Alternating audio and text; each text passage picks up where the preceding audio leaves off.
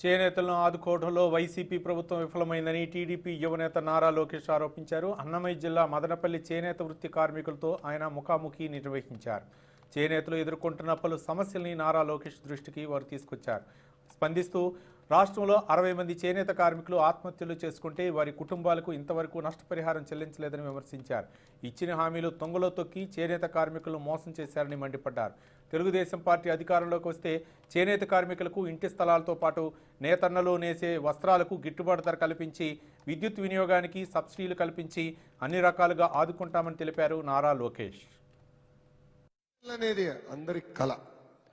ప్రభుత్వం సొంత ఇల్లు కట్టేటప్పుడు నాస్రికమైన ఇల్లు కట్టకూడదు. ఎందుకంటే పేదవాళ్ళకి ఇల్లు కట్టినప్పుడు ఎందుకు నాస్రికమైన ఇల్లు కట్టాలా ప్రభుత్వం? ఆనాడు చంద్రబాబు నాయుడు గారి ఆదేశాల మేరకు మంత్రి నారాయణ గారు అనేక దేశాలు తిరిగి అక్కడ పేదవాళ్ళకి ఎలా ఇల్లు కడుతున్నారు, అదేవిధంగా అపార్ట్మెంట్లు ఇతర రాష్ట్రాలు ఎలా కడుతున్నారో చూసా.